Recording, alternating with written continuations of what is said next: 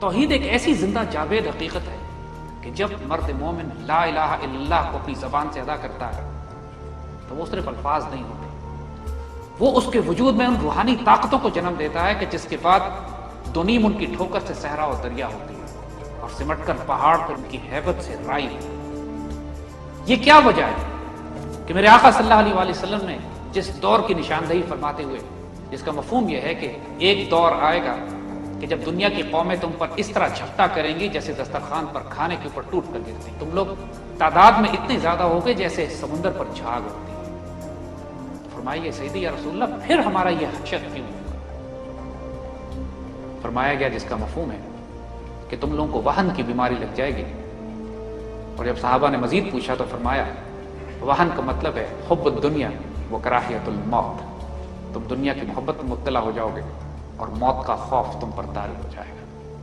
اس بیماری کی طرف اشارہ فرمایا ہے، وہ اسی لیے لگتی ہے قوم کو کہ جب اس کا اللہ تعالیٰ پر یقین، ایمان یا فلسفہ توحید کمزور ہو جاتا ہے۔ حضور نے اس وقت یہ نہیں فرمایا کہ مسلمان سارے مشرک ہو جائیں گے، یہ فرمایا کہ ان کو وہن کی بیماری لگ جائے گی، حب الدنیا اور کراہیت الموت میں مبتلا ہو جائے گا۔ جس انسان جب اپنی خواہش نفس کو بھی اپنا خدا بنا لیتا ہے تو فقہ میں تو ہم اس کو کافر اور مشرک نہیں کہہ سکتے، لیکن عشق اور حقیقت کی زبان میں اب وہ بندہ مومن کے اس مقام پہ نہیں ہے کہ جس مقام پر بندہ مومن کو ہونا چاہیے، جب وہ تاریخ ساز ہو، جب وہ کردار ساز ہو، جب اللہ تعالیٰ کا دست بازو ہو، جب خودی کا ترجمہ خدا کا رازدار ہو۔ پھر ایسا شخص کہ جو اپنی خواہشات نفس کو اپنا الہ بنا لے، وہ پھر اللہ کا رازدار نہیں ہوتا۔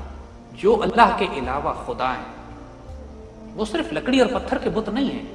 خانہ کعبہ کے اندر 360 بت رکھے ہوئے تھے نا، وہ تو نظر آنے والے بت تھے، کوئی مسلمان بت بنا کے پوجا نہیں کرتا۔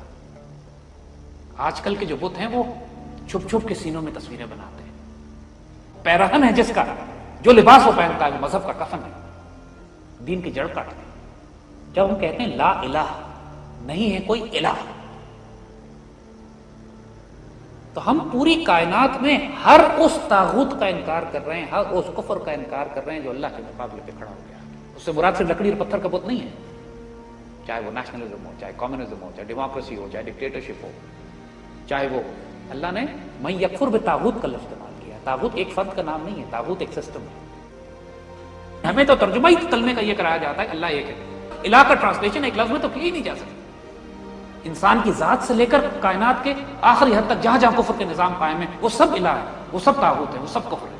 تو اللہ نے جو لفظ استعمال کیا ہے من یکفر بالطاغوت ویؤمن باللہ، اور ایمان لایا اللہ پہ، یہ ہے الا اللہ۔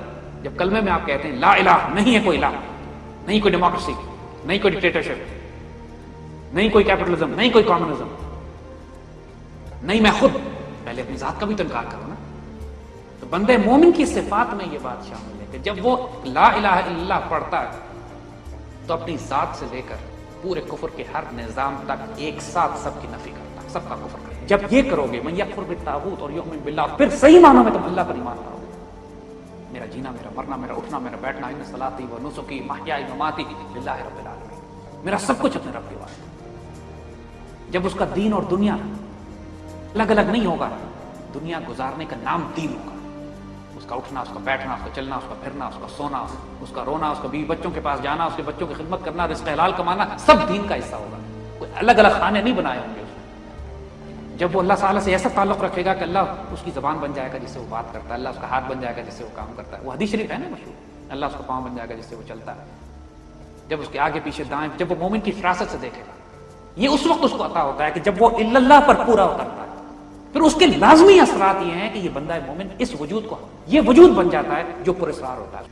فقد استمسک بالعروۃ الوثقی لا انفصام لها، جس کا زبانی ایمان مکمل ہوا وہ حضور تک زبانی پہنچے گا، جس کا روحانی ایمان مکمل ہوا وہ حضور تک روحانی پہنچے گا، جس کا ظاہری باطنی روحانی ایمان مکمل ہوا وہ حضور تک ظاہری باطنی اور روحانی پہنچے گا۔ فقد استمسک بالعروۃ الوثقی، وہ سیدنا عروۃ الوثقی صلی اللہ علیہ وآلہ وسلم تک اس طرح جہاں پہنچے گا کہ یہ رشتہ کبھی ٹوٹنے والا نہیں ہوگا۔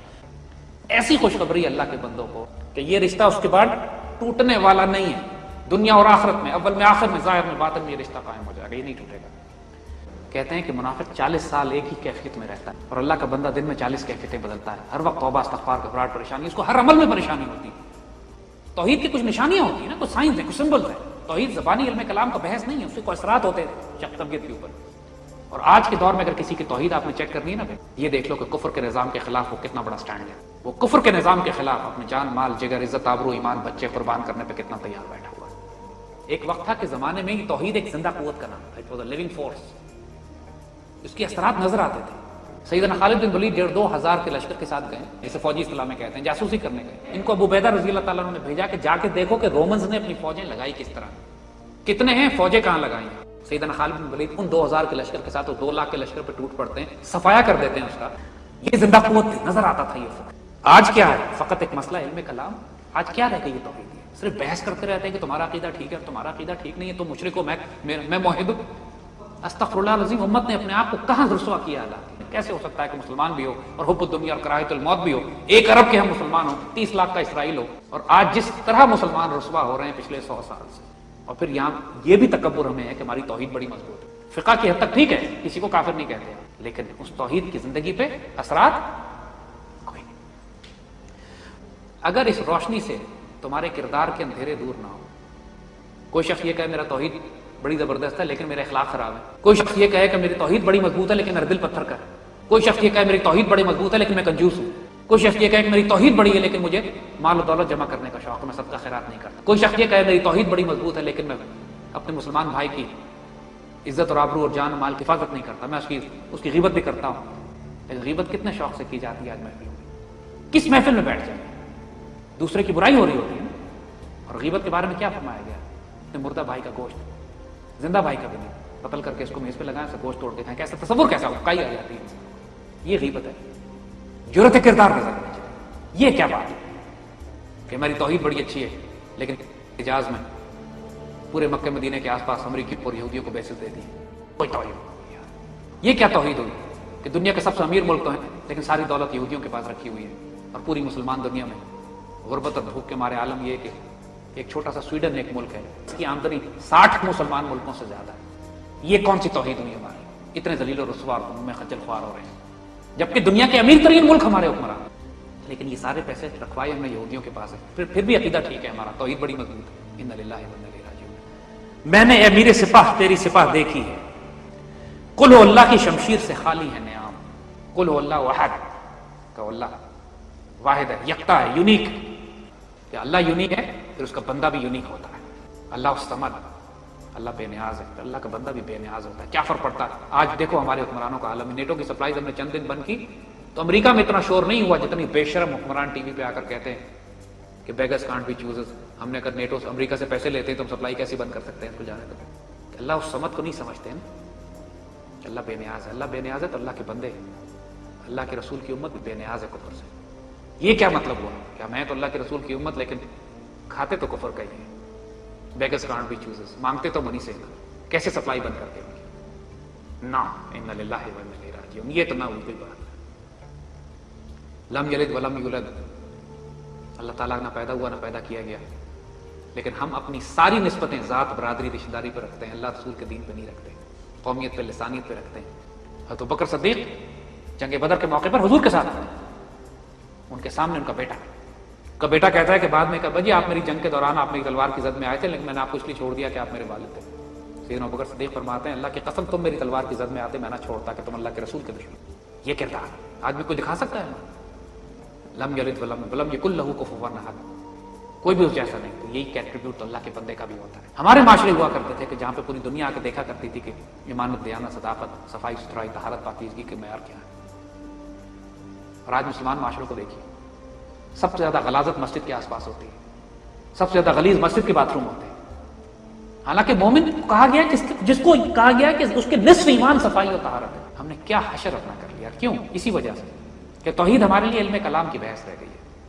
مسلمانوں کی سوچیں اور فکریں ایک ہو ہی نہیں سکتی. یہاں پہ ایک سوال ہم سے اٹھا دیا جاتا ہے کہ آپ پاکستان میں اسلامی نظام کی بات کرتے ہیں، کون سا مسلک نافذ کریں گے؟